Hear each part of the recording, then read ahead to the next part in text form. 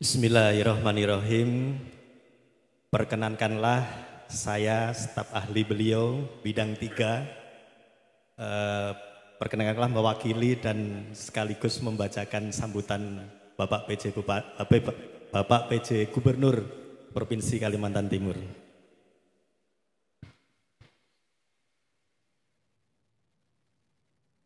Assalamualaikum warahmatullahi wabarakatuh. Salam sejahtera untuk kita semua. Yang terhormat Al-Habib Ali Zainal Abidin bin Abu Bakar Al-Hamid dari Malaysia, pimpinan Pondok Pesantren At-Tanwir Samarinda, para ulama, kiai dan habaib yang ada di tengah-tengah kita, para undangan, Bapak Ibu dan saudara hadirin jemaah yang berbahagia. Alhamdulillah, puji syukur kehadirat Allah Subhanahu wa Ta'ala yang telah melimpahkan rahmat dan hidayahnya kepada kita semua, sehingga pada hari yang mulia ini kita dapat berkumpul dalam acara Maulid Agung insan termulia sepanjang masa, Nabi besar Muhammad Sallallahu Alaihi Wasallam. Selawat serta salam semoga senantiasa tercurah kepada junjungan kita Nabi Muhammad Sallallahu Alaihi Wasallam, keluarga beliau, para sahabat, dan kita semua selaku umatnya. Peringatan Maulid Nabi Muhammad Sallallahu Alaihi Wasallam bukan hanya sekedar rutinitas tahunan, melainkan momentum untuk kita merenungi kembali perjalanan hidup Rasulullah Sallallahu Alaihi Wasallam. Beliau adalah uswatun hasanah, teladan bagi seluruh umat manusia. Sifat-sifat terpuji seperti jujur, amanah, sidik, dan fatonah yang dimiliki beliau hendaklah kita jadikan sebagai pedoman dalam kehidupan kita sehari-hari. Atas nama pemerintah Provinsi Kalimantan Timur, saya juga ingin mengapresiasi Pondok Pesantren At-Tanwir yang telah memberikan kontribusi yang sangat besar dalam mencetak generasi muda di Kalimantan Timur yang berakhlak mulia. Ucapan terima kasih yang sebesar-besarnya saya sampaikan kepada seluruh pengurus dan santri Pondok Pesantren At-Tanwir. Semoga Allah Subhanahu wa Ta'ala senantiasa memberikan keberkahan bagi kita semua.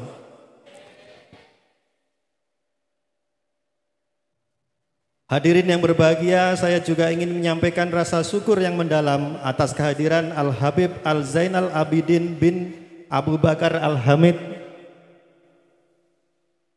dari Malaysia yang telah bersedia meluangkan waktu untuk menyampaikan tausiah pada acara kali ini. Kehadiran beliau merupakan anugerah besar bagi kita, karena ilmu dan nasihat beliau akan menjadi cahaya dalam menjalani kehidupan sehari-hari, serta menambah kecintaan kita terhadap Nabi Muhammad SAW.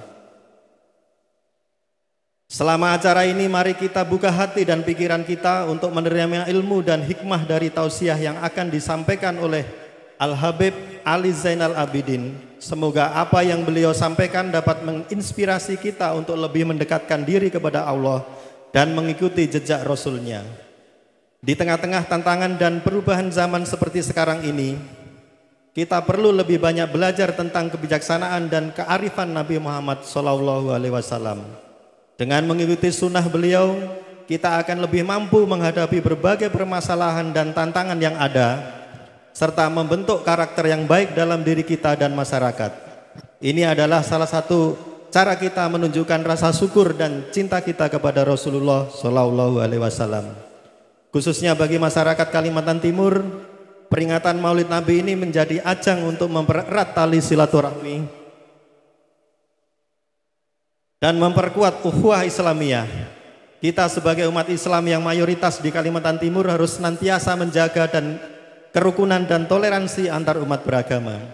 Dalam konteks pembangunan daerah, kita berharap peringatan Maulid Nabi ini dapat menjadi inspirasi bagi kita semua untuk terus berbuat kebaikan dan membangun Kalimantan Timur yang lebih maju dan sejahtera. Mari kita jadikan Kalimantan Timur sebagai daerah religius, beradab dan bermartabat. Hadirin yang berbahagia, akhir kata saya mengucapkan terima kasih yang sebesar-besarnya kepada seluruh pihak yang telah berpartisipasi dalam penyelenggaraan acara ini. Semoga Allah Subhanahu wa Ta'ala senantiasa memberkati setiap langkah kita. memperkuat iman dan takwa kita, serta menjadikan kita sebagai umat yang selalu istiqomah dalam menjalankan ajaran-ajarannya. Demikian sambutan ini saya sampaikan. Semoga acara Maulid Agung Insan Termulia sepanjang masa ini menjadi berkah dan membawa manfaat bagi kita semua. Wassalamualaikum warahmatullahi wabarakatuh. PJ Gubernur Kalimantan Timur tertanda Bapak Akmal Malik. Terima kasih.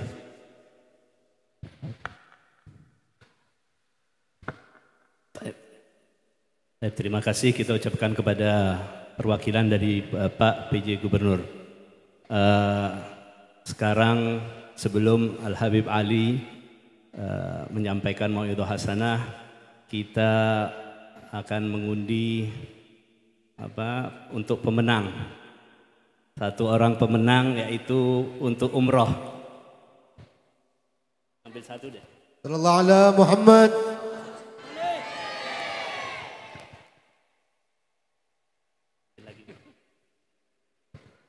Baik, kita umumkan untuk pemenang umroh. Ya, nama Sariyadi,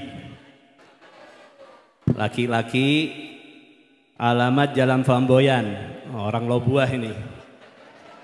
Alamat Jalan Flamboyan, Sariyadi. Adakah? Sariyadi. Bisa ke depan Sariyadi.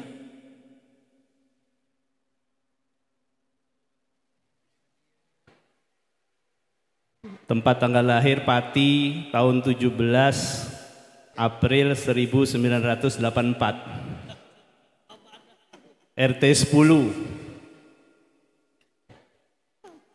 Sariyadi, boleh ke depan Sariyadi. Masya Allah, Allahumma sholli ala Muhammad.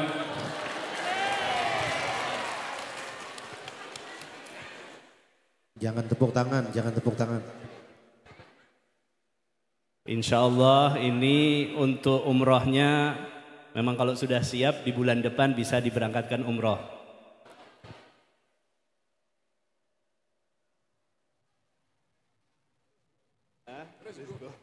Orang sini.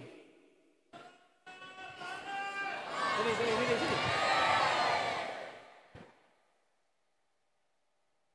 Ini bisa difoto.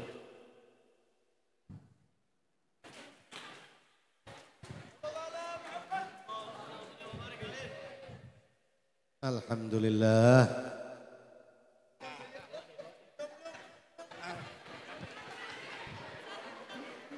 Baik.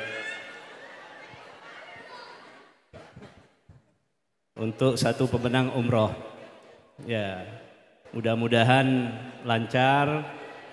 Ya, tahun depan bisa ngundi mungkin 10 orang. Baik, sebelum ada yang kelupaan tadi, sebelum Habib Ali menyampaikan kalimat mau'idhah hasanah, ada satu hal yang kami lupakan tadi, yaitu kami berterima kasih kepada semua pihak yang telah membantu penyelenggaraan acara Maulid Agung ini, semua pihak yang telah turun tangan, baik berupa moral, material, yang menyumbangkan uangnya atau yang menyumbangkan tenaganya. Ya, kami sangat berterima kasih dan tiada lain, kami hanya mengharapkan doa-doa ya untuk semuanya. Mudah-mudahan semuanya dibalas dengan segala kebaikan oleh Allah Subhanahu wa taala. Dan sekarang marilah kita dengarkan mau'idhah hasanah yang akan disampaikan oleh Al Habib Ali Zainal Abidin bin Abu Bakar Al Hamid. Tempat dan waktu kami persilahkan. Sallallahu ala Muhammad, sallallahu ala Muhammad, udhkur salat ala Nabi.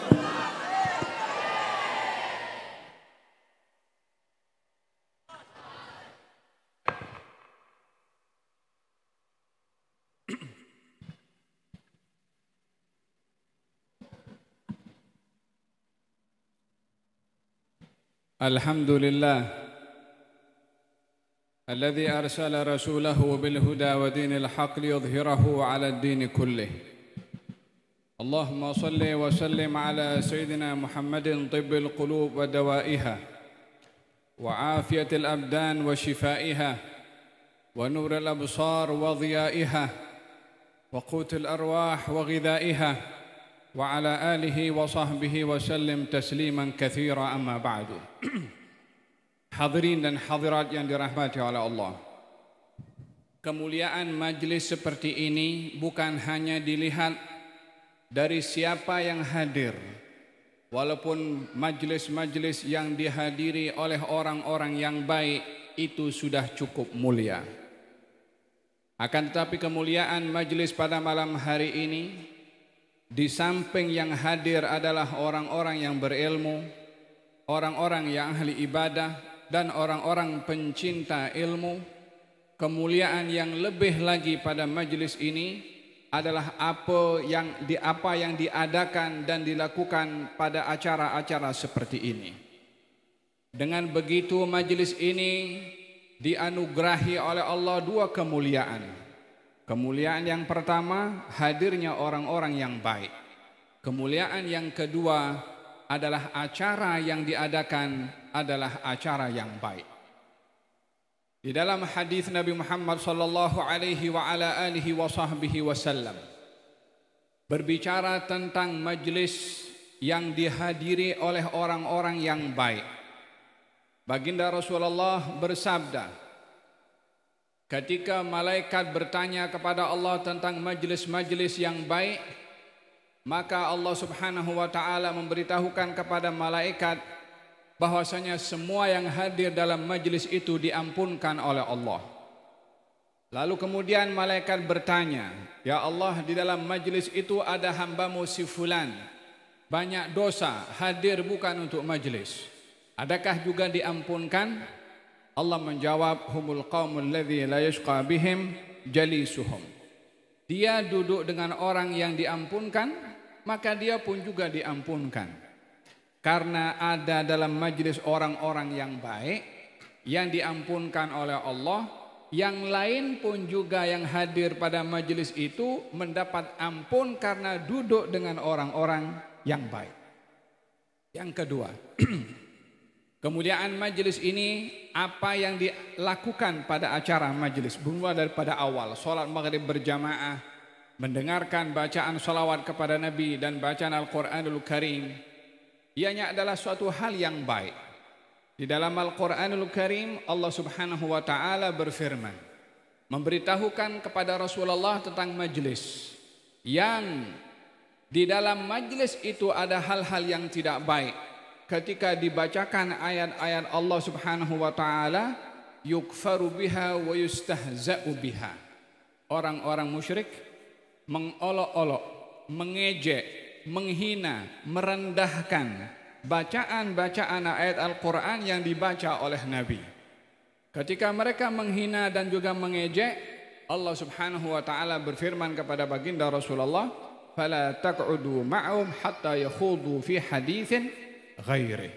Kamu jangan duduk dengan mereka sehingga mereka berbicara topik, sehingga mereka berbicara maudhu, judul ataupun pembicaraan yang lain daripada menghina dan mengejek. Dalam ayat yang lain Allah Subhanahu wa taala berfirman, fa'arid anhum hatta yakhudu fi haditsin ghairi. Berpalinglah kamu daripada mereka, tinggalkan mereka sehingga mereka berbicara hal yang lain. Ayat ini bukan hanya berbicara tentang majlis, tetapi berbicara apa yang dilakukan di dalam majlis. Ketika yang dilakukan dalam majlis itu hal-hal yang mungkar, Allah suruh nabinya tinggalkan majlis itu. Allah suruh nabinya berpaling dari majlis itu, sehingga mereka berbicara hal-hal yang lain. Di sini berbicara tentang majlis yang dilakukan di dalamnya hal yang baik atau yang tidak baik, menentukan kualitas daripada majlis tersebut. Pada malam hari ini majlis dihadiri oleh kalangan para habaib, orang-orang yang saleh, para asatidzah, para duat, daripada pejabat pemerintah pun juga hadir bersama dengan pencinta-pencinta Nabi sallallahu alaihi wa ala alihi wasallam. kebaikan demi kebaikan, nur demi nur diberikan oleh Allah. Mudah-mudahan Allah Subhanahu wa taala tambahkan nurnya kepada kita. Amin Allahumma amin. Pembahasan yang ingin kita bahas pada malam hari ini tentang insan yang kita raikan atau kita rayakan kelahirannya di bulan Rabiul Awal, junjungan Nabi Muhammad sallallahu alaihi wa ala alihi wasallam. Yang kalau kita ingin membahas tentang Rasulullah, dari sudut mana kita ingin memperbahaskan? Terlalu luas untuk kita memperkenalkan tentang Rasulullah sallallahu alaihi wa ala alihi wasallam yang beliau lebih jauh, lebih daripada apa yang kita ketahui. Katanya wa ala tafannuni wasifihi biwasfihi yafna zaman wa fihi ma lam yusafi. Sejauh mana kita ingin menceritakan tentang kepribadian Rasulullah sallallahu alaihi wasallam, walaupun dengan macam-macam, akan habis kata, akan habis waktu, sementara sifat Nabi belum habis untuk dibahas. Jadi pembahasan tentang Rasulullah ini hanya sedikit sahaja daripada hakikat tentang Nabi Muhammad sallallahu alaihi wasallam. Dalam majlis yang penuh dengan barakah ini, mari kita sama-sama menghayati kepribadian Rasulullah yang luas ini melalui firman Allah Subhanahu wa taala di dalam Al-Qur'anul Karim, wa innaka la'ala khuluqin azim. Hadirin hadirat, keagungan yang ada kepada akhlak Rasulullah sallallahu alaihi wa ala alihi wasallam ini adalah bermula daripada sifat tawadhu'nya beliau. Tawadhu' beliau kepada Tuhannya dan tawadhu beliau kepada makhluknya Allah. Orang yang punya sifat tawadhu kepada Allah, dia pasti akan tawadhu kepada semua makhluknya Allah. Karena melihat kepada semua makhluknya Allah adalah ciptaan Allah Subhanahu wa taala, sehingga beliau berinteraksi dengan makhluknya Allah, hakikatnya berinteraksi dengan Allah Subhanahu wa taala. Hatta kepada orang-orang yang tidak beriman, hatta kepada binatang pun juga disikapi oleh Nabi sallallahu alaihi wasallam sebagai makhluknya Allah, yang Allah tidak menciptakan makhluknya sia-sia. Apa saja yang diciptakan oleh Allah, hatta binatang yang berbahaya, hatta hal-hal yang diharamkan, ada hikmah yang Allah letakkan kepada manusia. Dijadikan hal-hal yang diharamkan untuk menguji manusia, adakah patuh atau tidak dalam meninggalkan hal yang dilarang oleh Allah Subhanahu wa taala. Di dalam hadis Nabi Muhammad sallallahu alaihi wa ala alihi wasallam, ketika beliau dalam perjalanan menuju kepada ke peperangan, lalu melihat seekor anjing yang baru melahirkan anaknya, melihat tentara yang begitu ramai dan banyak sedang menuju ke arah di mana anjing itu sedang menjaga dan menyusui anaknya, maka anjing itu gelisah melihat ramainya orang ini, sehingga antara dia akan lari meninggalkan anak-anaknya ataupun dia menjaga anak-anaknya, sehingga khawatir kalau ditinggalkan anak-anaknya bagaimana. Fitrah yang Allah letakkan hatta kepada binatang pun juga itu ada kasih sayang. Nabi yang melihat seekor anjing ini yang gelisah dan risau, kata baginda Rasulullah mengatakan kepada beberapa orang sahabat untuk maju ke depan dahulu, mengelilingi anjing itu seperti dipagari anjing itu, supaya saf tentara yang sedang berjalan dengan Rasulullah terbelah menjadi dua untuk tidak mengganggu anjing dan juga anak-anaknya. Ini pengajaran yang kita ambil, bagaimana interaksi Nabi kepada Allah Subhanahu wa taala melalui makhluknya Allah walaupun hanya seekor anjing. Di sini kita belajar, bukankah di dalam hadis Nabi Muhammad sallallahu alaihi wasallam beliau bersabda, ada seorang perempuan pelacur, dalam riwayat yang lain laki-laki yang banyak berdosa, hanya karena memberi minum kepada seekor anjing yang kehausan, diampunkan oleh Allah Subhanahu wa taala dosanya dan dimasukkan ke dalam surga. Dalam kitab Riyadhus Shalihin diceritakan seorang perempuan yang dia banyak berdosa, melihat anjing yang sedang kehausan, dia turun ke dalam perigi, mengambil sepatunya diisi dengan air, lalu digigit karena dia kena mesti panjat itu sumur Sampailah di atas dan diberi minum anjing yang sedang kehausan. Allah ampunkan dosa perempuan itu dan dimasukkan ke dalam surga karena hanya memberi minum kepada seekor anjing. Perempuan yang lain yang ahli ibadah tapi punya kucing diikat, tidak diberi makan dan juga minum.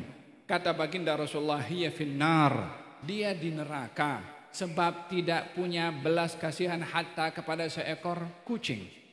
Sehingga kita punya interaksi dengan makhluk Allah Subhanahu wa taala, hatta kepada binatang pun juga kita ini dipandu, dibimbing untuk berinteraksi dengan mereka mengikut panduan Allah, karena yang menciptakan makhluk itu adalah Allah Subhanahu wa taala. Demikian baginda Rasulullah sallallahu alaihi wa ala alihi wasallam. Termasuk sikapnya kepada orang-orang yang tidak beriman, tetap beliau menjadikan landasan sikap kepada mereka adalah landasan yang dikehendaki dan ditetapkan serta digariskan oleh Allah Subhanahu wa taala untuk mengharapkan kepada Allah agar supaya mereka diberi hidayah, sehingga beliau bersabda, Allahumma hdi qaumi fa innahum la ya'lamun. Ya Allah, berikan hidayah kepada kaum aku yang tidak beriman, yang mengusir Nabi, yang melempar Nabi, yang memukuli Nabi, yang menghina Nabi. Allahumma hdi qaumi, ya Allah berikan hidayah kepada mereka, sesungguhnya mereka tidak mengetahui. Meminta kepada Allah hidayah karena mereka juga makhluknya Allah Subhanahu wa taala. Mengharapkan mereka juga selamat di dunia dan juga di akhirat. Demikian interaksi Nabi kepada makhluk Allah hatta kepada yang tidak beriman. Kalau ini sikap dan muamalah Nabi kepada binatang sebagai makhluknya Allah, kalau itu muamalah Nabi kepada orang-orang tidak beriman sebagai makhluknya Allah, apalagi kalau sikap Nabi sallallahu alaihi wa ala alihi wasallam kepada orang-orang yang beriman, akhlak yang teramat luar biasa. Ia adalah sebagai contoh kepada umat baginda Rasulullah sallallahu alaihi wa ala alihi wasallam. Akhlak tawadhu ini yang mengangkat darjat Nabi di antara semua para makhluknya Allah di bumi dan juga di langit. Beliau ketika dipuji di hadapan para sahabatnya dan melebih-lebihkan Nabi daripada nabi-nabi yang lain, beliau mengatakan, la tufaddiluni ala Yunus bin Matta. Kamu jangan muliakan saya lebih dari Yunus bin Matta. Nabi bersabda demikian. Kan beliau juga yang mengatakan, ana sayyidu waladi Adam wala fakhr.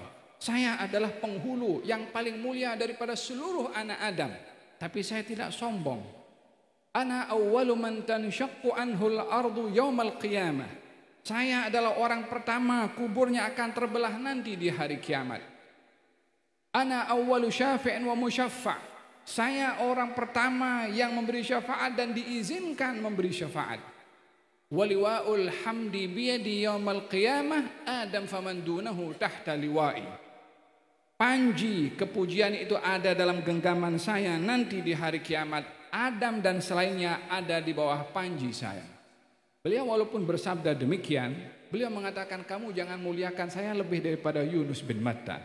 Ketika ditanya oleh sahabat, siapakah orang-orang yang mulia? Kata Nabi, orang yang mulia itu adalah Yusuf bin Yaqub bin Ishaq bin Ibrahim Al-Karim, Ibnul Karim, Ibnul Karim, Ibnul Karim. Ditanya siapa orang yang mulia, tidak menisbahkan kepada dirinya, menisbahkan kepada orang lain. Jadi bagaimana kita ingin memahami tentang Nabi SAW? Beliau ini makhluk yang paling mulia atau Yunus bin Matta yang lebih mulia dari Nabi SAW?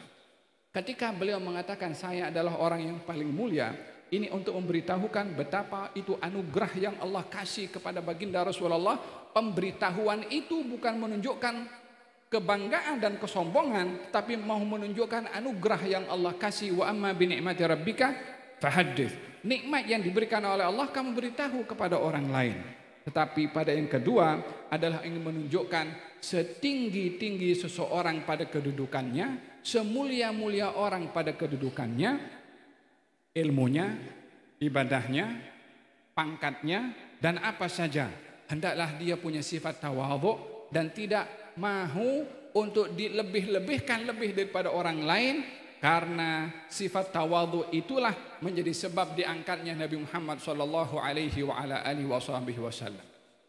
Hidup selama 23 tahun di Mekah dan Madinah berhadapan dengan satu generasi yang mundur dan terkebelakang pada ideologinya, pada akidahnya, pada sistem ekonominya, pada hidup bersosialnya, dan juga kejahilan di mana segala dekadensi moral itu ada di zaman jahiliyah pada detik-detik kelahiran atau diutusnya Nabi Muhammad SAW. Beliau berhadapan dengan ideologi yang rusak, menyembah kepada berhala. Beliau berhadapan dengan budaya yang rusak, di mana yang kuat menindas kepada yang lemah. Seorang yang bangsawan merendahkan yang bukan bangsawan. Hukum kasta menjadi satu prinsip bagi masyarakat jahiliyah, sehingga penindasan dan memperbudak orang lain itu adalah menjadi satu prinsip kepada masyarakat jahiliyah satu ketika dahulu. Beliau berhadapan dengan sistem ekonomi yang rusak. Riba menjadi satu dasar muamalah antara mereka. Nabi Muhammad juga berhadapan dengan satu zaman sosial yang rusak, di mana kekeluargaan bukan lagi menjadi satu tempat yang selamat. Perzinaan di mana-mana, anak-anak perempuan dibunuh hidup-hidup, dan begitu seterusnya. Dan hidup di satu zaman di mana kemiskinan juga merajalela pada waktu itu. Falhasil, segala masalah yang ada pada community masyarakat itu ada di zaman jahiliyah, dan Nabi seorang berhadapan dengan semua masalah-masalah itu. Dengan apa baginda Rasulullah menyelesaikan masalah semua yang saya sebutkan, yang satu daripadanya memerlukan sekian banyak waktu untuk menyelesaikannya? Tidak lain dan tidak bukan adalah panduan dan bimbingan Al-Quranul Karim yang menjadi pedoman kepada baginda Rasulullah SAW, sehingga merubah masyarakat yang ideologinya itu rusak menjadi masyarakat yang bertuhankan Allah Subhanahu wa taala. Yang akhlaknya rusak menjadikan akhlak nilai-nilai murni landasan dalam kehidupan mereka. Yang ekonominya, sistem ekonominya rusak diluruskan oleh Nabi SAW. Hukum kasta, perbedaan tabakat, status atau status kemasyarakatan yang merendahkan satu dengan yang lain dihentikan oleh Nabi, sehingga ditanamkan kemuliaan hanya kepada orang-orang yang bertakwa. Demikian usaha yang dilakukan oleh Nabi SAW selama 23 tahun, sehingga merubah masyarakat yang terkebelakang menjadi masyarakat yang maju. Bilal ibnu Rabah yang dahulunya tak ubahnya sebagai hamba sahaya dijual belikan, dipukul kalau bersalah, menjadi insan yang menaiki Ka'bah untuk mengumandangkan adzan, dan semua kaum muslimin ada di bawah kakinya Bilal sebagai kemuliaan yang Allah berikan karena kedudukan ketakwaan seseorang yang menjadi sebab terangkatnya seorang itu di sisi Allah Subhanahu wa taala. Demikian di dalam Al-Quranul Karim, Allah Subhanahu wa ta'ala mendidik masyarakat di Mekah dan juga Madinah pada waktu itu.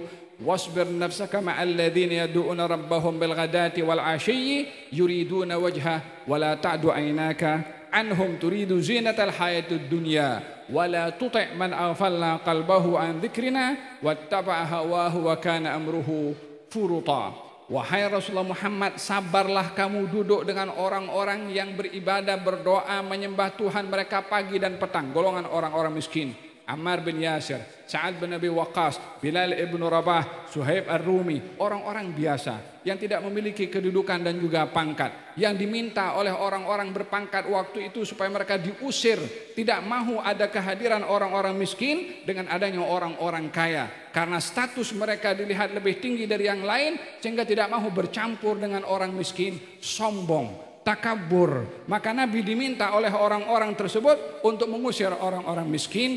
Allah justru perintahkan Nabi duduk dengan orang miskin tuh, duduk dengan mereka yang berdoa dan mengharapkan rahmat dari Allah Subhanahu wa taala, dan jangan kamu palingkan kedua mata kamu daripada orang-orang miskin dengan kamu melihat orang-orang yang kaya dan berjawatan tinggi, sementara mengharapkan kenikmatan keduniaan daripada mereka. Dinasihatkan oleh Allah, diingatkan oleh Allah kepada Nabi Muhammad SAW, sehingga baginda Rasulullah kalau melihat orang-orang miskin tadi katanya, alhamdulillah, segala puji bagi Allah yang memerintahkan saya untuk duduk dengan mereka agar supaya menghayati kehidupan mereka di dalam bersyukur kepada Allah Subhanahu wa taala. Demikian akhlak yang diketengahkan oleh Nabi SAW dan prinsip Al-Quran yang menjadi pedoman merubah masyarakat yang terbelakang daripada moralnya menjadi masyarakat yang maju. Namun setelah mencapai kemajuan dan kejayaan di dalam menerapkan Islam dan iman kepada kaum muslimin di Mekah dan Madinah, mulai tantangan demi tantangan dihadapi oleh kaum muslimin. Awalnya berhadapan dengan tantangan terhadap kaum musyrikin. Setelah Islam berhasil, maka berhadapan dengan tantangan-tantangan terhadap orang-orang beriman, terhadap diri mereka sendiri, berhadapan dengan pelbagai macam fitnah dan juga dugaan. Hadirin hadirat yang dirahmati oleh Allah Subhanahu wa taala. Di dalam Al-Qur'anul Karim Allah Subhanahu wa taala berfirman, Alif Lam Mim ahasiban nasu ay yutraku ay yaqulu amanna wa hum la yuftanun. Adakah orang itu menyangka dan mengaku kami beriman lalu tak mau diduga, tak mau diuji, cukup hanya iman dengan kata-kata tapi tidak mau diuji. Adakah itu keyakinan mereka? Soalan ini datang daripada Allah Subhanahu wa taala kepada orang yang beriman. Kita semua termasuk daripada orang-orang yang beriman. Soalan itu ditanya oleh Allah kepada kita bukan untuk kita menjawab karena firman itu datang daripada Allah Subhanahu wa taala, tapi soalan itu lil istingkar. Soalan itu menunjukkan kehairanan kalau ada orang mengaku mau beriman tapi tak mau diuji. Ini satu hal yang menghairankan, yakni ada orang berpikir mengatakan beriman lalu tidak mau diuji. Mungkin diuji pada kesehatannya, mungkin diuji pada hartanya, mungkin diuji dengan keluarganya, mungkin diuji dengan jirannya, mungkin diuji dengan perniagaan dan bisnisnya, mungkin diuji dengan bawahannya, mungkin diuji dengan atasannya, mungkin diuji dengan berbagai macam ujian. Karena tanpa ada ujian tidak sempurna iman seseorang. Kita itu kalau dalam sekolah, bagaimana kita mau tahu murid itu pintar atau tidak kalau bukan melalui ujian dulu. Ujian dengan iman itu tidak dapat dipisahkan. Walaqad fatanna alladhina min qablihim falya'lamanna Allahu alladhina shadaqu wa la'lamannal kadzibin. Sebelum kami sudah uji juga untuk kami mengetahui siapa di antara kamu yang betul dalam iman dan siapa di antara kamu yang dusta dalam iman. Kita ini kalau ingin betul-betul mengaku diri kita beriman, kalau kita berhadapan dengan ujian, bukan dengan pakaian, bukan dengan songkok yang kita pakai, bukan dengan hal-hal yang biasa kita lalui, yang bukan merupakan satu dugaan dan tantangan kepada kita. Tapi iman itu akan dilihat betul murni kalau kita berhadapan dengan ujian dan dugaan. Al-Imam Syafi'i mengatakan, yukallimuni safihu bikulli qubhin fa'akrahu an akuna lahu mujiba yazidu safahatan wa azidu izza kal'ud yazdad bil ihraqi tiba. Orang bodoh berbicara kebodohan kepada saya, maki hina, maka saya tidak mahu melayan kebodohannya. Dia bertambah bodoh dengan makiannya, saya bertambah mulia karena tidak menjawabnya dengan kebodohan. Umpama kayu gahru itu akan nampak wangi kalau dibakar. Ini kayu ud ini kalau dicium begini mungkin kurang, coba dibakar, kita akan tahu wanginya bagaimana. Iman itu akan nampak wangi kalau ketika orang beriman itu diuji dan dia mengaplikasikan imannya terhadap ujian yang dia hadapi, barulah dia betul-betul beriman. Tapi kalau dia mengaku beriman gagal berhadapan dengan ujian, maka perlu diperbetulkan imannya karena kemurnian dan kekuatan iman terletak pada kesuksesan dalam berhadapan dengan dugaan dan ujian. Al-Quranul Karim mendidik umat Islam pada waktu itu untuk berhasil dan sukses ketika berhadapan dengan ujian. hadis Nabi Muhammad sallallahu alaihi wa ala alihi wasallam berbicara tentang tantangan dan cabaran bagi umat baginda Rasulullah yang begitu mencabar dan menantang kepada kaum muslimin. Seorang sahabat bernama Uqbah bin Amir bertanya kepada baginda Rasulullah sallallahu alaihi wasallam, "Ya Rasulullah, man najah?" Wahai Rasulullah, apakah jalan keluar yang selamat bagi kita ketika berhadapan dengan fitnah dan dugaan? Kira-kira apa yang dijawab oleh Nabi sallallahu alaihi wa ala alihi wasallam? Ada 3 hal yang Nabi berikan jawaban sebagai solusi jalan keluar untuk kita selamat. Dan kita ingin kembali daripada majelis seperti ini dengan 3 hal ini. Ini resep selamat datang daripada Rasulullah SAW yang tidak ada sebenar-benar percakapan setelah firman Allah melebihi daripada benar-benarnya pembicaraan dan sabda Rasulullah SAW yang tidak dapat dijamin akibat daripada satu pembicaraan yang betul-betul akan terjadi seperti mana terjaminnya kata-kata yang diucapkan oleh Allah dan juga oleh Nabi Muhammad SAW. Orang bisa berbicara apa saja, tapi hakikat dan natijahnya belum tentu sesuai apa yang dia cakap. Tapi kalau yang berbicara itu Allah, yang berbicara itu Rasul, 100% pasti akan terjadi. Cepat atau lambat, kita lihat atau tidak.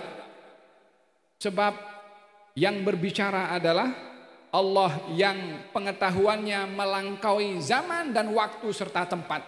Dan Nabi yang berbicara adalah wahyu dari Allah Subhanahu wa taala. Ketika ada orang itu ragu-ragu kepada apa yang disampaikan oleh Nabi, bukan tidak percaya, tapi ingin mengetahui sejauh mana sabda Nabi ini dengan kemanusiaannya Nabi. Antara wahyu yang disampaikan oleh Nabi dengan kemanusiaannya Nabi. Nabi daripada kalangan manusia, walaupun tidak sama dengan manusia biasa. Katanya, "Ya Rasulullah, saya ini melihat engkau daripada aspek kemanusiaannya sama seperti kami manusia yang terkadang lupa, terkadang marah, terkadang khilaf. Adakah itu juga berlaku kepada engkau? Sehingga kami boleh menimbang perkataan engkau ini termotivasi karena emosi atau karena lupa atau karena khilaf. Bagaimana kami akan menimbang perkataan engkau?" Kata baginda Rasulullah mengatakan kepada si fulan yang bertanya, "Uktub, tulis apa saja yang keluar daripada mulut ini. Wallahi ma kharaja min hada illa al-haq." Demi Allah tidak keluar daripada mulut ini kecuali semuanya benar. Demikian sabda Nabi sallallahu alaihi wa ala alihi wasallam. Sayyidina Umar bin Khattab radhiyallahu anhu wa ardhah. Ketika ada orang menyampaikan kepada baginda Rasulullah sallallahu alaihi wa ala alihi wasallam tentang Abdullah bin Ubay bin Salul, orang munafik, memfitnah kepada Nabi dengan mengatakan sammin kalbak ya'kulak. Ini Muhammad dan teman-temannya muhajirin, maaf cakap, kata ini Abdullah bin Ubay, umpama anjing yang dikasih makan, kalau sudah gemuk maka dia menerkam kepada majikannya. Dianggap ini pendatang daripada Mekah ke Madinah, sekarang sudah punya kuasa, kemudian akan melakukan perbuatan-perbuatan yang justru menindas orang-orang asli daripada kalangan Madinah. Berita ini disampaikan kepada Nabi SAW. Sayyidina Umar marah. Katanya, "Rasulullah, perintahkan salah seorang daripada kami untuk bunuh kepada Abdullah bin Ubay bin Salul." Kata baginda Rasulullah SAW mengatakan, "Jangan. Nanti orang mengatakan Muhammad bunuh sahabatnya sendiri." Dars. Hikmah yang perlu kita ambil, berpikir sebelum bertindak. Hikmah yang perlu kita ambil, fiqhul ma'al, menimbang resiko yang akan timbul sebelum kita bertindak. Nabi mengatakan, jangan. Apa sebabnya? Kalau dilakukan pembunuhan, nanti orang akan mengatakan, kalau Muhammad bunuh temannya sendiri. Ini akan menjadi bom atom untuk mengganggu, untuk mengelirukan orang-orang yang bersama dengan Nabi. Tengok Muhammad temannya sendiri dibunuh karena munafik berpura-pura sebagai seorang muslim. Bagaimana temannya sendiri dibunuh? Akan timbul kekeliruan dari kalangan para sahabat yang akhirnya akan meninggalkan baginda Rasulullah. Di sini ada namanya fiqhul ma'al. Fiqh menimbang resiko sebelum bertindak. Berpikir sebelum bersikap. Dilarang oleh Nabi SAW. Keesokan harinya anaknya Abdullah bin Ubay bin Salul, namanya Abdullah juga, datang kepada Rasulullah.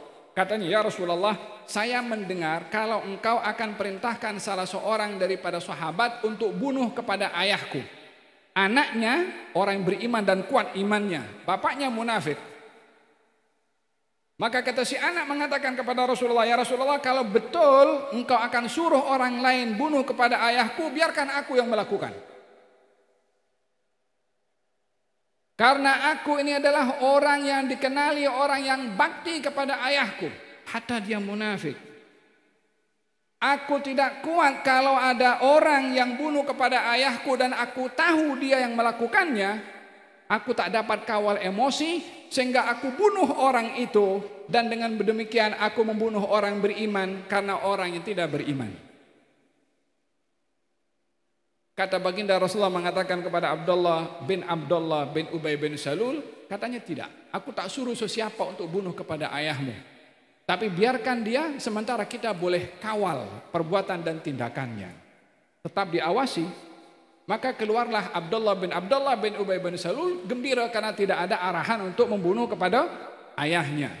Setelah selesai keluar, Nabi menoleh kepada Sayyidina Umar. Umar, tengok macam mana aku kata sebelum ini. Awalnya Sayyidina Umar mengatakan, ya Rasulullah, izinkan aku penggal kepalanya. Kata Sayyidina Umar, memang perkataan Nabi adalah yang paling benar berbandingkan perkataan Umar. Kalau sampai dibunuh, maka pembunuhnya akan dibunuh oleh anaknya. Dengan begitu orang beriman dibunuh karena orang tidak beriman. Perkataan Nabi adalah perkataan yang benar. Tidak ada negosiasi dengan perkataan Nabi SAW untuk ditimbang betul atau tidak betul. Bertentangan dengan sains atau tidak bertentangan. Letakkan sains itu nomor 2. Tapi perkataan Nabi nomor 1. Karena sains hari ini boleh ditemukan betul.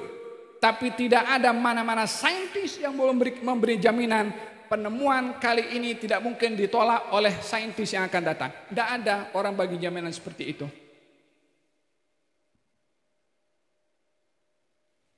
Itu COVID, ya kan?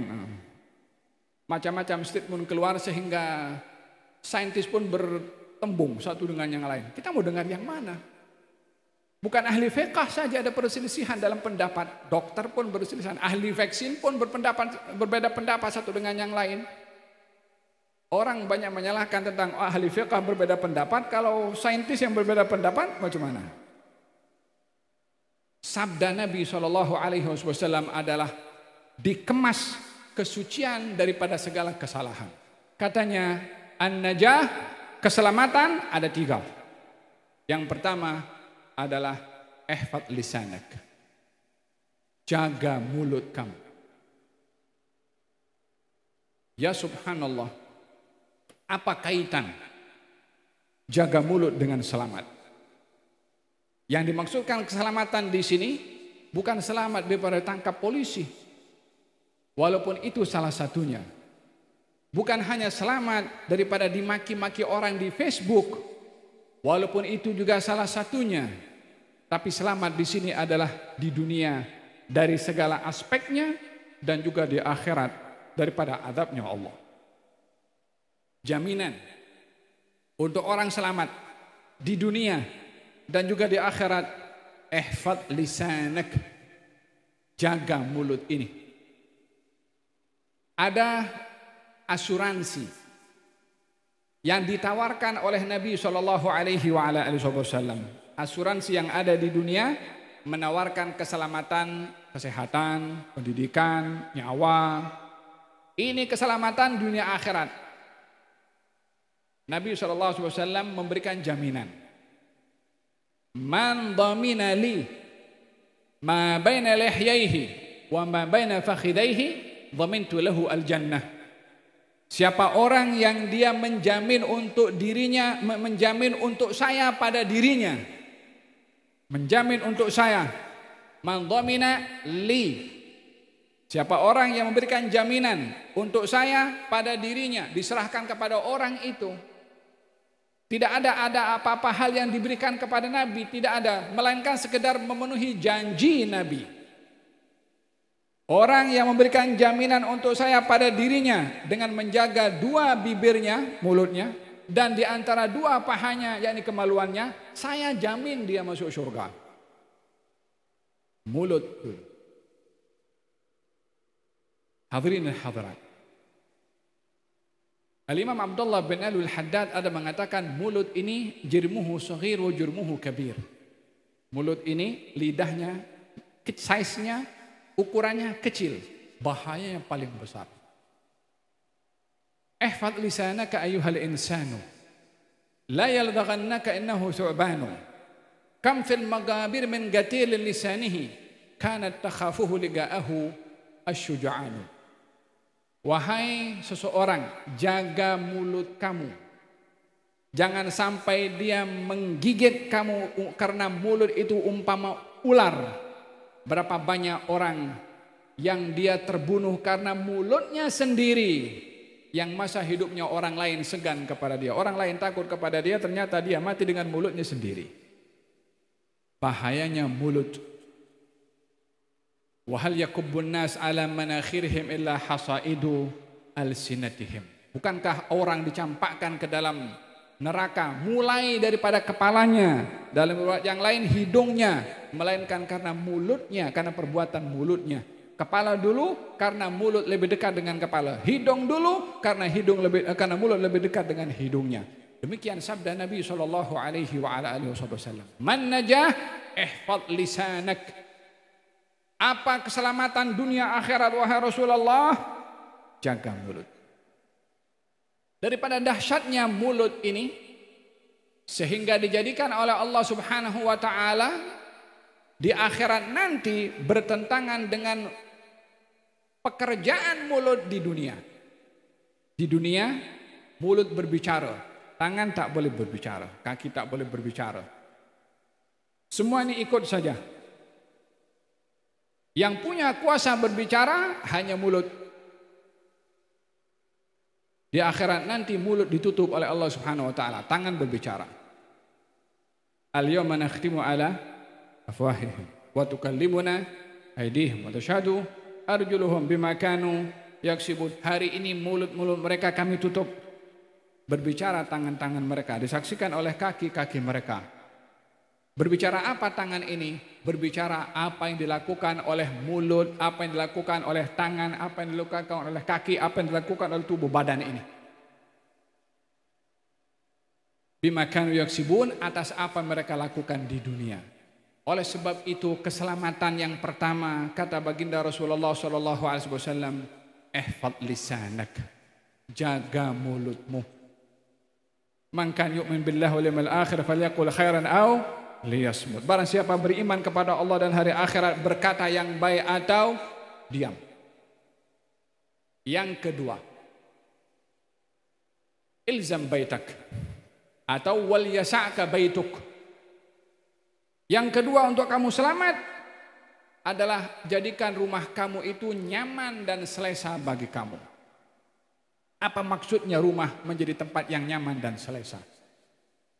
Di saat fitnah itu merajalela di luar, di saat di luar itu lebih mengancam keimanan seseorang yang boleh orang itu tergelincir kepada maksiat dan kesalahan, maka jadikanlah rumah tempat yang paling selamat untuk dijaga bagi orang-orang yang menjadikan rumahnya sebagai benteng terakhir.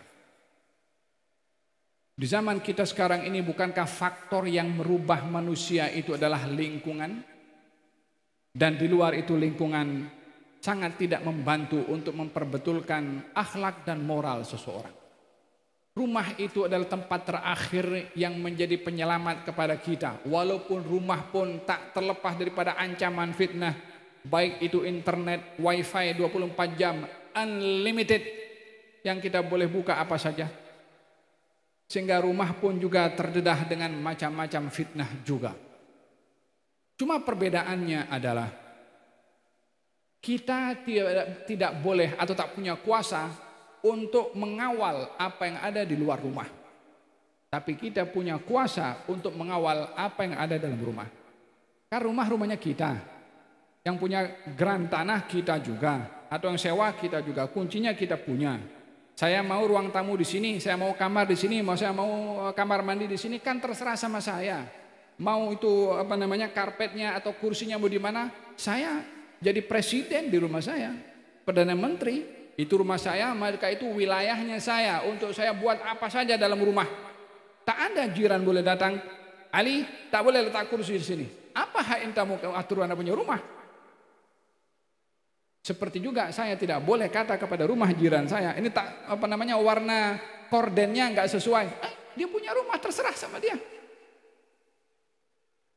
Wal yasa'ka baituk. Jadikan Anda itu yang mengontrol, memandu, memimpin rumahnya Anda. Kalau Anda tidak berhasil memimpin rumah, jangan harap Anda akan berhasil selamat di luar rumah. Berapa banyak di dalam Al-Quranul Karim Allah berbicara tentang rumah. Bahkan ada surat dalam Al-Quran dikasih nama. Surat apa namanya? Al-Hujurat. Apa itu Hujurat? Kamar di dalam rumah. Untuk apa itu surat dikasih nama oleh Allah Subhanahu wa taala dalam Al-Quran dengan surat Al-Hujurat? Surat kamar. Surat bilik. Kira-kira hanya itu sajakah tanpa ada filosofi? Kenapa dikasih nama surat itu dengan surat Al-Hujurat? Kalau bukan ingin menunjukkan betapa pentingnya peranan rumah untuk menjadi benteng yang selamat bagi semua yang ada dalam rumah, anak kita, istri kita, dan ahli keluarga kita yang lain. Kalau di luar kita tidak boleh mengawal karena rusaknya keadaan, di rumah kita presiden, kita perdana menteri, kita yang kontrol. Jangan sampai rumah kita ini kebobolan dengan fitnah-fitnah yang berlaku di luar, sehingga kita pun tidak selamat di dalam, apalagi akan selamat di luar. Di dalam Al-Quranul Karim Allah Subhanahu wa taala berfirman tentang rumah yang tersempurna di kalangan semua rumah yang ada di atas muka bumi ini. Katanya, wadhkurna ma yutla fi buyutikunna min ayatillahi wal hikmah. Wahai istri-istri Nabi, bacalah di rumah-rumah kamu ayat-ayat Allah dan juga hikmah. Hikmah di sini sirah Nabi, sunnah Nabi, cerita Nabi, sejarah Nabi yang terkait dengan Nabi. Allah perintahkan istri Nabi, istrinya orang yang wahyu turun kepadanya. Rumahnya orang yang rumah itu menjadi saksi turunnya wahyu di rumah tersebut. Itu pun juga diperintahkan oleh Allah kepada istri-istri Nabi untuk baca itu Quran dan hidupkan sunnah Nabi. Nabinya kan hidup di dalam situ. Lah rumah kita bukan wahyu turun rumah kita. Tapi kita diperintahkan untuk meniru itu rumah. Supaya rumah kita tidak sunyi daripada Al-Quran dan juga daripada sejarah sirah Nabi Muhammad SAW. Kalau rumah istri Nabi yang rumahnya menjadi saksi turunnya wahyu, yang rumahnya melihat live langsung Rasulullah, istri-istrinya disuruh untuk mengingati, rumah kita lebih utama, lebih wajib untuk kita mengingati Allah, membaca Quran dan juga menghayati, bertadabbur, mengamalkan dan juga sirah Nabi Muhammad SAW. Tak ada baiknya rumah kalau tidak ada Quran dan juga sirah Nabi. Hatta rumahnya seluas lapangan sepak bola. Hatta tamannya seindah dengan lampu merkuri. Tak ada barakahnya. Pada akhirnya orang yang punya rumah seindah manapun juga akan ditinggalkan masuk ke liang lahat hanya 3 kali 6 kaki sahaja. Al-baitul ladzi la yuqra fihi al-Quran kal baitil kharib. Rumah yang tak dibaca dalamnya Al-Quran umpama rumah yang terbiar, rumah yang usang. Wal baitul ladzi yuqra fihi al-Quran yatara li ahli as-sama' kama tatara an-nujum li ahli al-ard. Rumah yang dibaca di dalamnya Al-Quran akan nampak cahayanya oleh penduduk langit, umpama nampaknya cahaya bintang oleh penduduk bumi. Sehingga malaikat di langit tahu, oh ini rumah fulan bin fulan. Oh ini rumah fulan bin fulan. Oh ini rumah fulan. Apa sebabnya? Quran ada di dalam.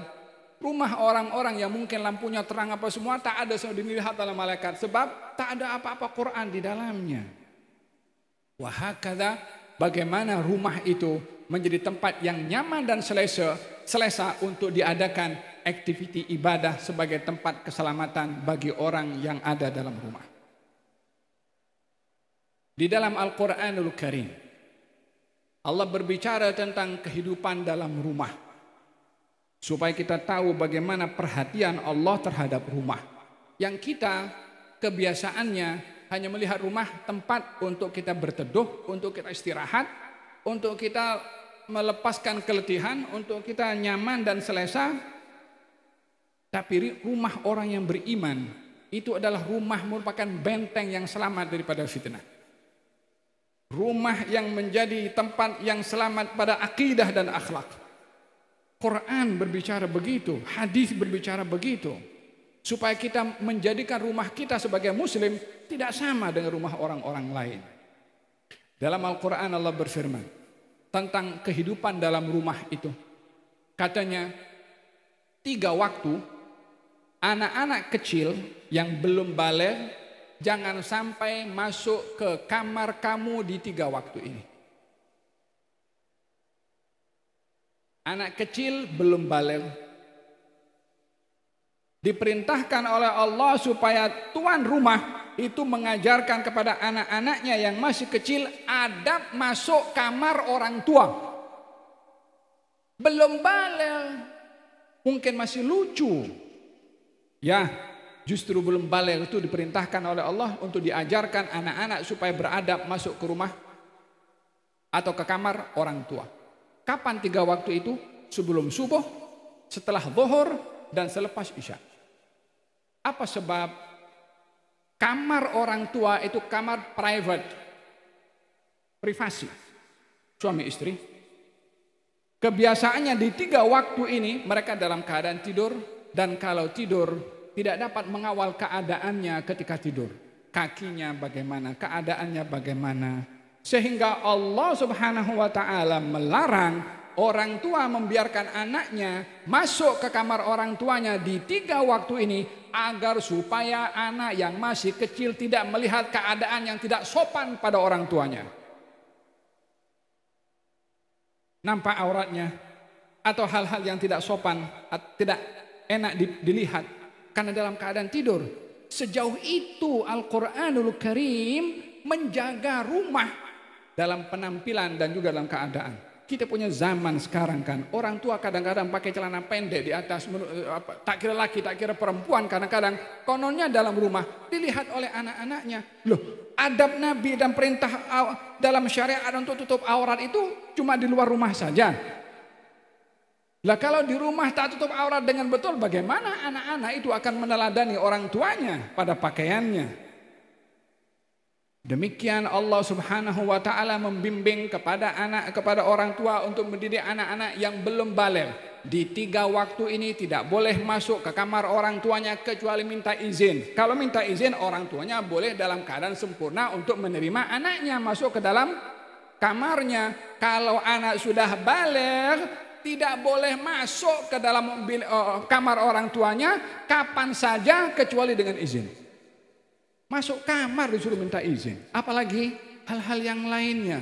Bukankah ini satu pendidikan, satu penjagaan yang diatur oleh Al-Quranul Karim untuk menjadikan rumah kita rumah yang terpelihara dan benteng yang selamat? Wal yasa'ka baituk. Jadikan rumah kamu itu tempat rumah yang selamat. Allah Subhanahu wa ta'ala berfirman juga tentang rumah. Ya kan, kita mau dibimbing oleh Al-Quran. Tadi saya katakan di awal Nabi itu berhasil membentuk umat dengan Quran. Tapi mulai daripada rumahnya. Wa qarna fi buyutikunna min ayatillahi wal hikmah. Wa qarna fi buyutikunna wa la tabarrajna tabarrujal jahiliyatil ula. Fa aqimna salata wa atina zakata wa ati'na Allah wa rasulah innama yuridullahu liyudhiba ankumur rijsa ahlal baiti wa yutahhirakum tathira. Hai istri-istri Nabi, tetaplah kamu di rumah-rumah kamu. Dan janganlah kamu mendedahkan pendedahan seperti mana orang-orang jahiliyah mendedahkan aurat dan seterusnya. Dirikan salat, tunaikan zakat, taatlah Allah dan Rasulnya. Sesungguhnya Allah menghendaki untuk mensucikan engkau wahai ahlul bait dengan sesuci-sucinya. Di sini Allah memerintahkan kepada istri-istri Nabi supaya mengimarahkan rumah, memakmurkan rumah dengan ibadah. Bukan hanya perabotnya dari Jepara, kayu jati. Bukan hanya cadar dan kainnya itu dari bahan-bahan yang indah, yang mata kalau melihatnya itu akan terpikat melihat keindahannya. Silahkan hiasi rumah Anda.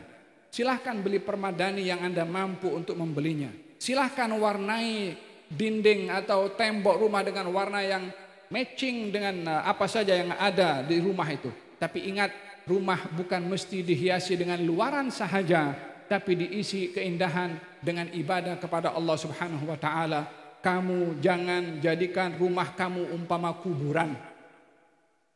Tak ada aktiviti ibadah, tak ada diskusi tentang agama, tak ada Al-Qur'an dalam rumah. Wal yasa'ka baituk. Selamat untuk kamu itu daripada fitnah yang berlaku. Jaga rumah kamu, jadikan ianya lapang untuk kamu ada di dalam rumah. Hatta rumahnya cuma 2 kamar, hatta ianya apartemen, hatta itu tak ada halaman untuk tanam-tanam pokok di hadapan rumah kita. Yang menjadi ukuran adalah apa yang ada di dalam rumah. Kata pepatah mengatakan al-makanu bil maki. Tempat itu bergantung siapa yang duduk di dalamnya. Yang ketiga, yang terakhir, wabki ala khati'atik. Tangisilah kesalahan dan salah silap kamu. An-najah, yang pertama jaga mulut. Dan zaman sekarang ini bukan cuma mulut yang berbicara, tangan pun berbicara. Ya subhanallah. Sebelum di akhirat nanti tangan ini berbicara dengan suara, di dunia sudah berbicara dengan tulisan. Bahkan cap jempol ini kalau kita kalau masuk pergi tadi kita masuk ke mana, ke airport, ada fingerprint. Letakkan saja seperti ini, keluar kita punya data semua, nama siapa, lahir di mana, tahun berapa, semua. Itu punya tangan boleh berbicara.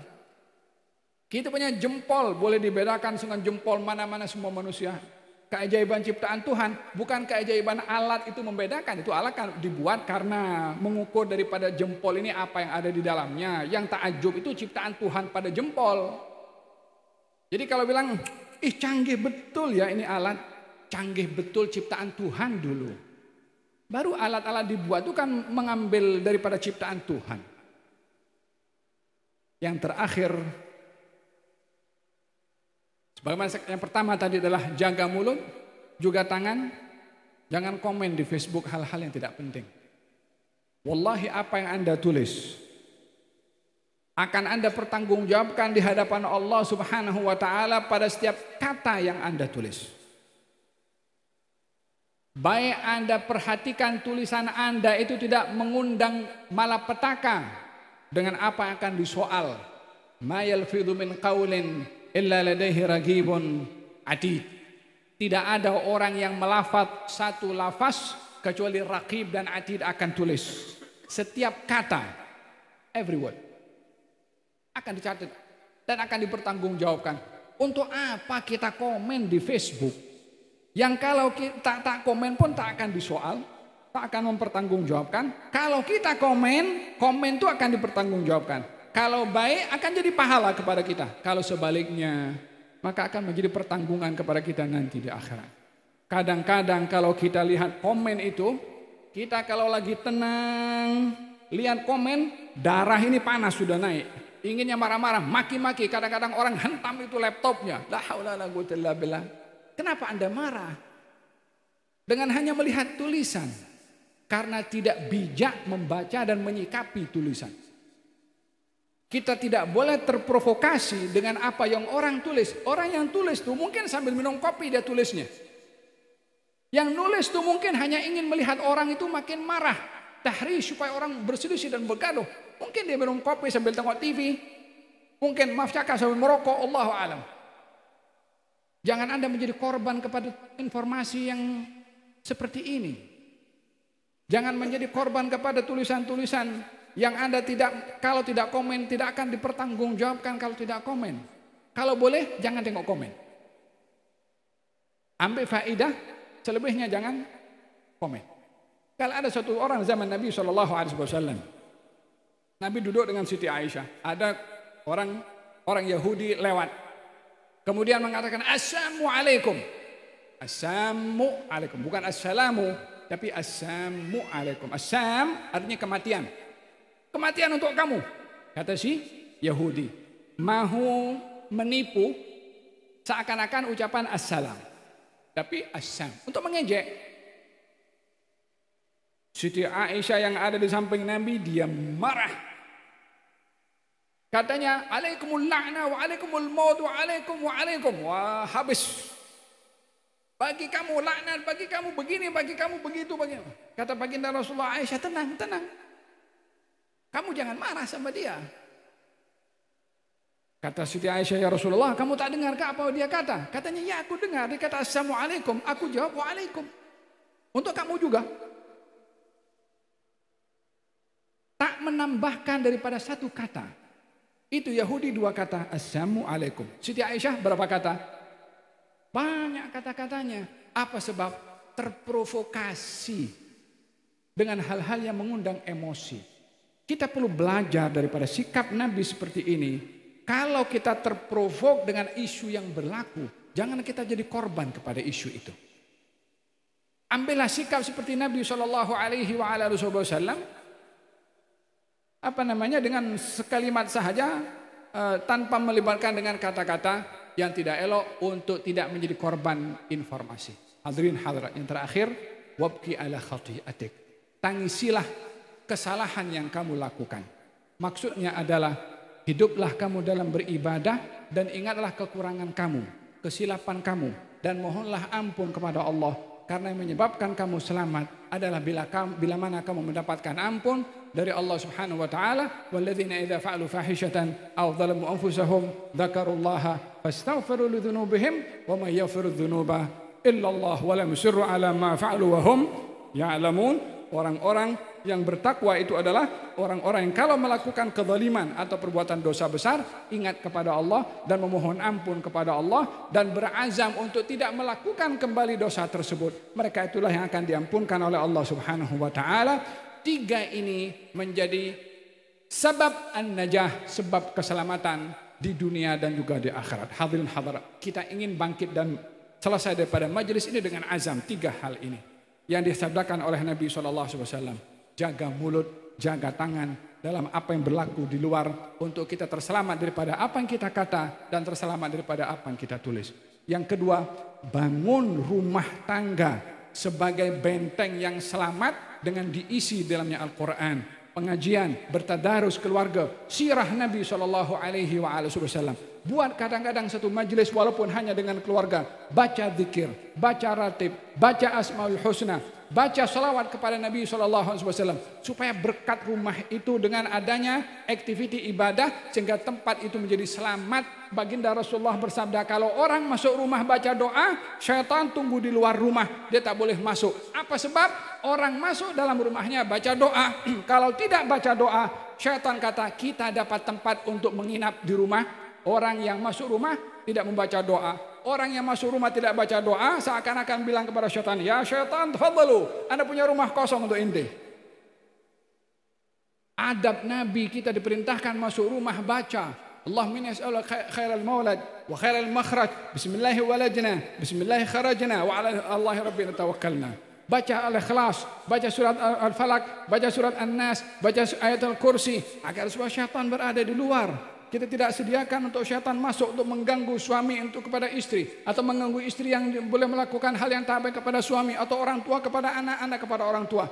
Jadikan rumah kita adalah rumah yang aman, selamat, sentosa, nyaman dengan aktiviti ibadah seperti mana digariskan oleh Nabi sebagai tempat yang selamat. Yang terakhir adalah jadikan hubungan kita dengan Allah Subhanahu wa taala, melihat kekurangan diri, bukan kelebihan ibadah yang kita lakukan, melihat kepada kekurangan untuk kita mohon ampun kepada Allah Subhanahu wa taala. Mudah-mudahan majelis kita pada malam hari ini majelis penghayatan tentang sirah Nabi SAW.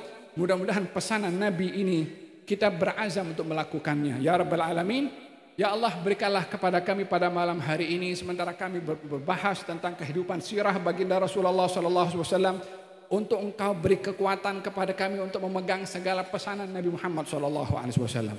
Sebagai tanda loyalitas kami dengan baginda Rasulullah untuk taat kepada segala arahannya dan meninggalkan segala apa yang dilarang oleh beliau. Menjadi orang yang menerima segala pesanannya dan juga berusaha semaksimum mungkin untuk melakukan segala pesanan Nabi Muhammad SAW, yang dengan melaksanakannya kita akan bahagia, selamat dan juga tentram di dunia dan juga di akhirat. Mudah-mudahan majelis ini diturunkan rahmat oleh Allah, dicurahkan maghfirah oleh Allah, diturunkan sakinah oleh Allah Subhanahu wa taala. Para habaib yang hadir bersama dengan kita diberikan sehat wal afiat. Habibana Alwi dan juga semua para habaib yang datang diberikan sehat wal afiat. Para duat yang hadir, para habaib yang hadir juga daripada ahli ilmu diberikan oleh Allah Subhanahu wa taala manfaat dengan ilmunya, manfaat pada pelajarnya, manfaat pada madrasahnya, sehingga dapat berkhidmat dengan agama Nabi Muhammad SAW yang dimanfaatkan oleh masyarakat ya Rabbal Alamin. Para kiai, para tuan-tuan guru yang hadir, mudah-mudahan Allah Subhanahu wa taala jadikan mereka sebab yang mengayomi, yang menyejukkan hal-hal yang panas, sehingga mereka saling kasih mengasihi satu dengan yang lain ya Rabbal Alamin. Daripada pihak gubernur atau yang mewakili hadir bersama dengan kita, mudah-mudahan dibimbing oleh Allah untuk menjalankan tugas dengan memberi manfaat kepada umat manusia. Khairun nas anfa'uhum linnas, sebaik-baik orang yang banyak memberi manfaat kepada semua orang, tak kira orang Islam atau orang bukan Islam. Mudah-mudahan Allah Subhanahu wa taala bimbing gubernur dan semua jajaran yang membantu kepada beliau daripada pihak keamanan dan kepolisian. Mudah-mudahan Allah Subhanahu wa taala bimbing mereka untuk menjadi sebab kebaikan bagi semua manusia. Ya Arhamar Rahimin, diberkati keluarganya, diberkati rezekinya, diberkati tanggung jawabnya oleh Allah Subhanahu wa taala, dan mudah-mudahan kita yang hadir di sini dan menyaksikan melalui live streaming juga digolongkan oleh Allah dalam golongan orang-orang yang diberi kekuatan dalam iman dan juga mampu mengaplikasikan iman dalam kehidupan secara hakikat, dengan menjaga lisan, menjaga tangan dan anggota tubuh badan, dan juga menjaga hati untuk meraih kesempurnaan iman. Dan mudah-mudahan Allah Subhanahu wa taala angkat darjat Habib Hasan bin Muhammad Al-Muhdar dan juga keluarganya, anak-anaknya, pelajar-pelajarnya, Ma'had At-Tanwir. Mudah-mudahan menjadi ma'had yang melahirkan ulama-ulama yang menyebarkan ilmu yang menyejukkan masyarakat ya Rabbal Alamin. Dengan nama At-Tanwir mudah-mudahan tambahkan nur oleh Allah Subhanahu wa taala, diberikan kekuatan oleh Allah, disediakan oleh Allah orang-orang yang tulus, yang ikhlas membantu kepada beliau, diberikan kekuatan dan kesabaran untuknya dan juga untuk kepada ahli keluarganya untuk berkhidmat kepada umat Nabi Muhammad sallallahu alaihi wa ala alihi wasallam. Wa sallallahu alaihi wasallam Muhammadin wa ala alihi wasallam. Alhamdulillahirabbil alamin wal afu minkum.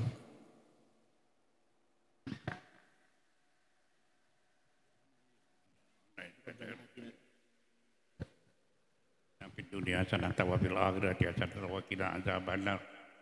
Sallallahu alaihi Muhammad wa ala alihi wasallam. Tawafu fi salamu.